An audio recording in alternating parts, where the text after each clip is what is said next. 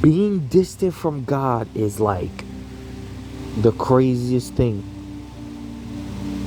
because it affects your mentality, affects your heart.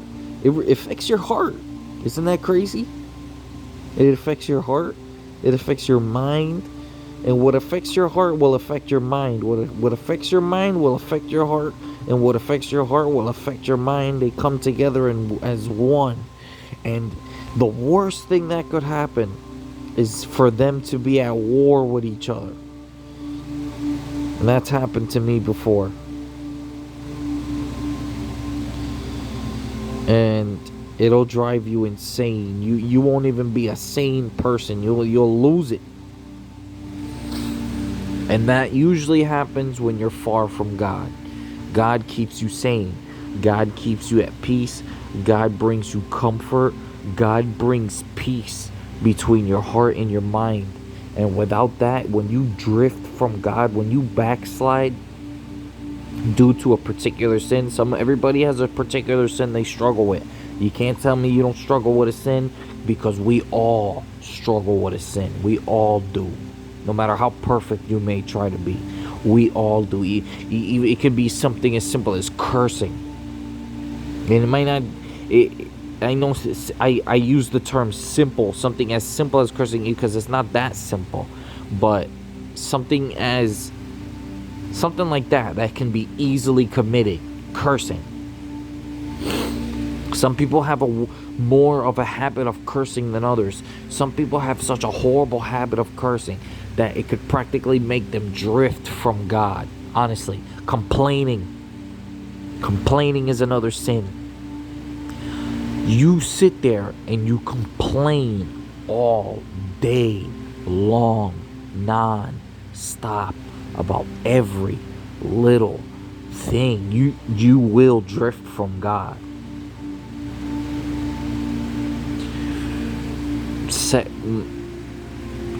Intimacy sins, getting intimate with the wrong person. That's the sin I got into and I messed up with, because I didn't know much. I should have known better than to do that, but I didn't. I did it. I did that when I was in my teenage years, and it affected me until now. Now I'm almost in my mid-20s now.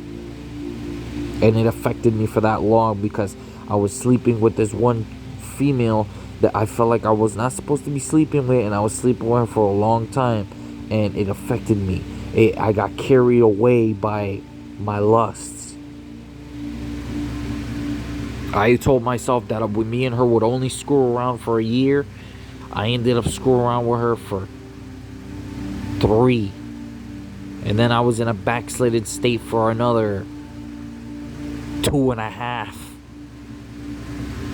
So the Bible says, you give the devil an inch, he'll go out and take a freaking mile. So honestly, if you're someone who is driven to go after your purpose and all of that, and you are in a relationship with a girl, even if you're in high school, you may like her and everything like that. If she's toxic, if she has a bad vibe, don't sleep with her. Don't sleep with her. I'm telling you, you gotta stay. No matter how cute she is, she could be she could be the cutest chick on the outside, cute face, decent body, nice body, or whatever. She can have a decent attitude and all of that. None of that matters if her energy's out of whack. None of it. Her beauty don't matter. Her attitude don't matter. Her how smart she is don't matter. None of that matters if her energy is out of whack. If her energy's out of whack, get out of there, run. Don't think that you can try to change her because you're in the light and you're aware that the light will always defeat darkness. Light will always triumph over darkness. So I'm saying this for anyone who may think this, because I thought this when I was with my ex. I thought that, okay, light triumphs over darkness. I probably can lift her up out of that. And no, instead she brought me down. No matter how hard I tried. And I was doing really well with the light at that time. And I'm doing good with the light right now, but I was doing really well with the light at that time. And I ended up in this dark place, and it felt like the light was gone entirely. I felt like I committed the unpardonable sin, and I really was believed that I committed it. I really thought that I committed it because of how far I backslid. I backslid so far that I thought I committed the unpardonable sin, like God was never gonna forgive me, like it was done, everything was over at 19 years old.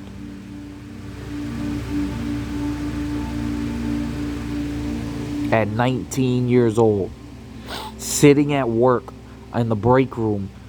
I even switched my shift because I used to take them. I used to go in the morning. I used to go from 7 o'clock in the morning to like 2:30 in the afternoon, and I used to work at my dad's job at a warehouse in Water. I'm not gonna say the town name. But yeah, I was working at my dad's job.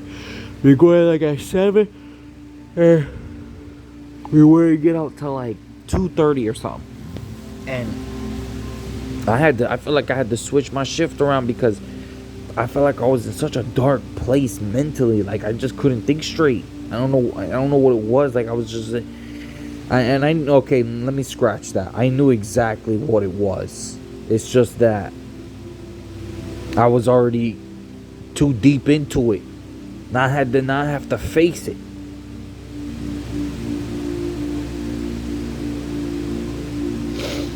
Cause I got carried away by the intimacy of being with a chick, kissing and all of that.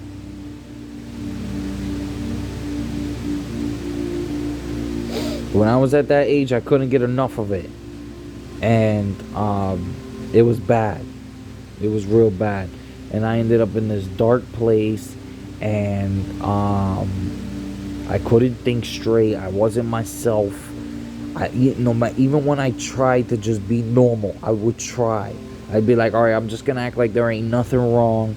I'm just going to sit there. I'm just going to do my work casually. Even when I would try my best just to do that, there was always something nagging at my brain and nagging at my spirit and nagging at my soul and nagging at my heart, nagging at every aspect of my spiritual being that I'm in a very dangerous place spiritually. Even though I'm just at work physically, spiritually, I'm in a freaking dangerous place. And I have to do something about it. I have to figure it out, whatever.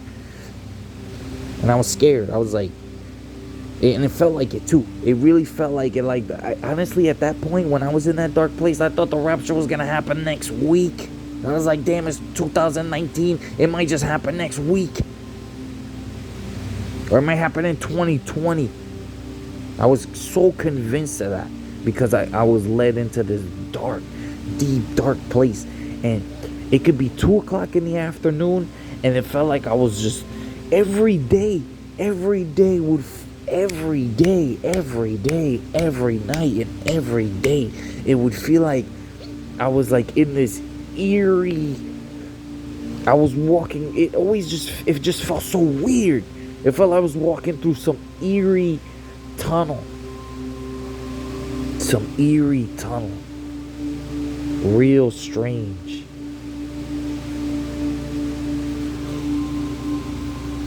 Like, imagine it being 2 o'clock in the afternoon and in your ears, for some reason, I don't hear it anymore. I hear peace now. I hear blissfulness now. I hear... Hang on just a second. I gotta put the charger in.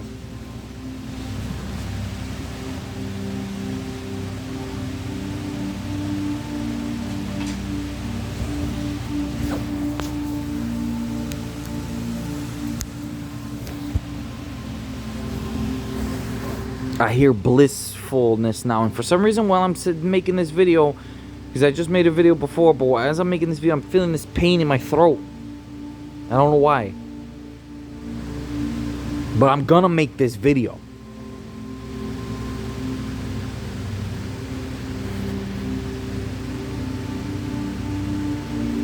I felt this eeriness in my throat. I felt this eeriness in my ears, and It was, imagine it being just 2 o'clock in the afternoon and you're at a park and it's broad daylight, but in your ears you hear this,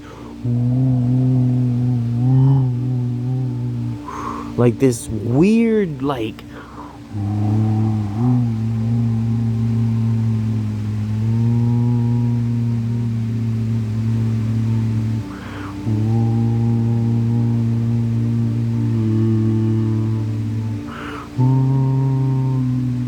something like that, just playing in both of your ears in the middle of 2 o'clock in the freaking afternoon, with the sun gazing over you, bright as and bright as everything, and it just didn't make any sense. I'm like, what's going on? Like, I'm trying to be normal and I can't. Like, I know there's something wrong right now. There's something seriously wrong.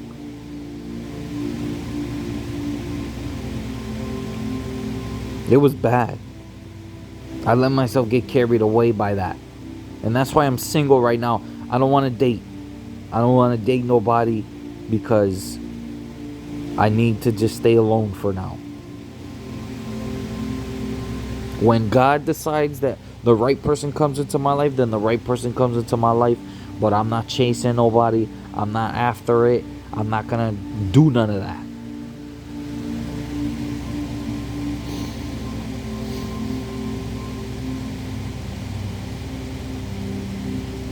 And that messed me up for a while.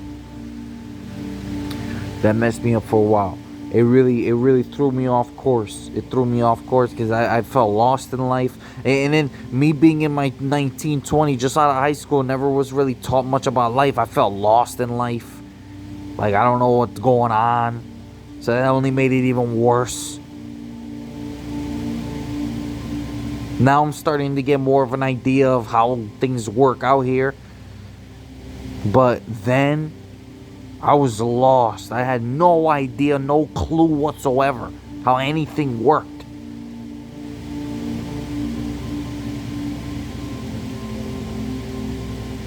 And then on top of that, I'm dealing with a being in a dangerous spiritual place, which only made it even more difficult. And then I had a cat that needed to be spayed real badly. So I'm over here stressed about her. She's doing all right, though. Thank God. She's doing all right. She's eating good, drinking water, sleeping, all that. So she all right. Probably doesn't even remember those days anymore. I hope not. I swear, because those were just some dark days. And this cat I found outside is a stray. And I decided I want to save her life.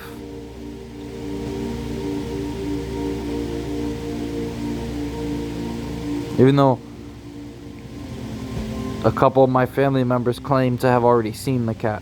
So, whatever. But I decided to spay her and all that. So she alright. But anyway, as I was saying with this dark place lasted for a while, and it felt like my heart was hardened.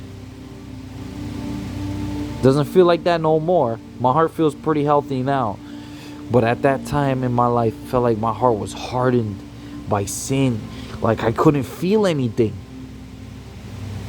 I couldn't feel no emotion towards people. I felt like a straight psycho for some weird reason. Like, not necessarily, I'm not saying that I am one, because I'm not. But when you have a hard heart, you can't feel anything. You can't feel anything. You can't feel joy. You can't feel sadness. You can't even feel fear. You can't feel fear. And I wouldn't say that's a good thing either. Oh, you can't feel fear. I should go hard in my heart. Nah. Because you may not feel the fear, but that fear will, when let's say your heart was hard, right? And you go do something that you were afraid of doing. You go and do it.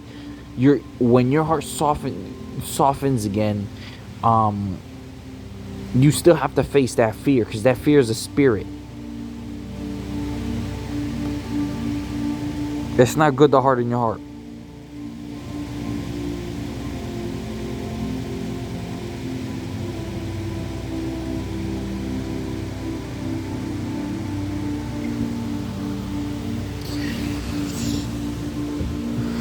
If anything, the one thing you may still feel is anger.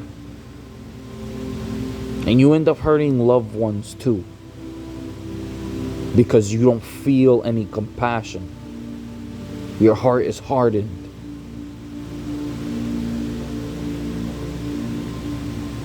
So don't do it.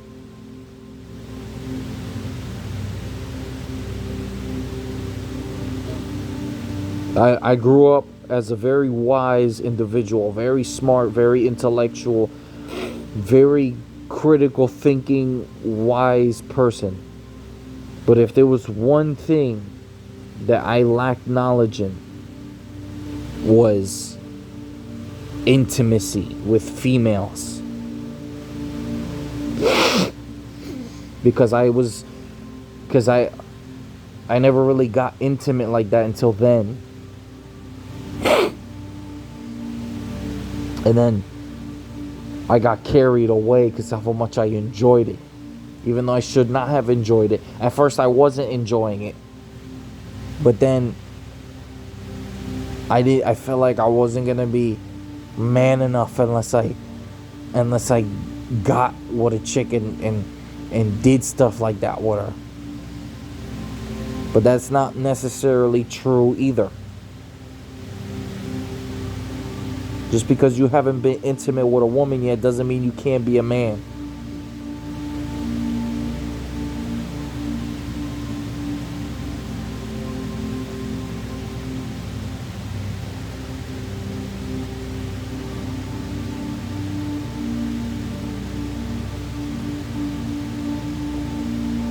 But yeah.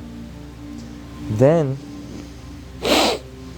after once 2022, so this hardening really hit me at night 2019. Once 2022 came around, there was like it started to go away, but it still had its grip on me. Like it was losing its grip, but it still had its grip on me. And I felt like if I would have meditated more often, even though I was meditating, I was meditating as long as I could, as much as I could. And sometimes it still wasn't working. It just wasn't working. Like I still felt like I was stuck in that state. And I'm thinking to myself, when is God gonna free me from this? Like this is it's torturing. It's torturing. It feels like you can't feel anything. You want to feel something, and it's like you're laying there and you're like, damn, like my heart hurts. It feels like I got a rock in my chest. I can't feel good or nothing like that. I can't be at peace or nothing like that. It's as if he literally takes your peace away by hardening your heart. And sometimes God is not the one who does it. Sometimes you do it to yourself.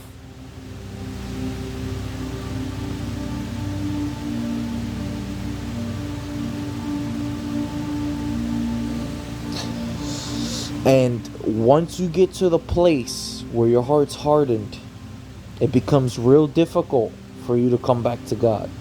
Real difficult. It's going to take some serious effort for you to come back to God. It's going to take some serious effort.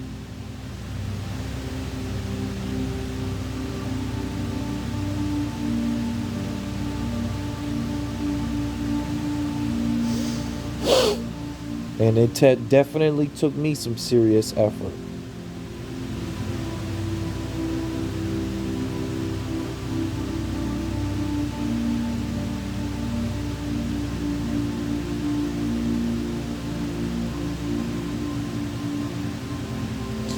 Yeah, and what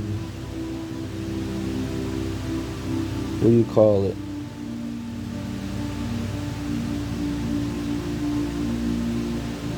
Yeah, you guys. This video is going to be a little too long. Like, comment, subscribe. Let me know what you think in the comment section below. If you do, and if you are someone out there who's in a backslidden state, it's not too late for you to come back to God. It may take time.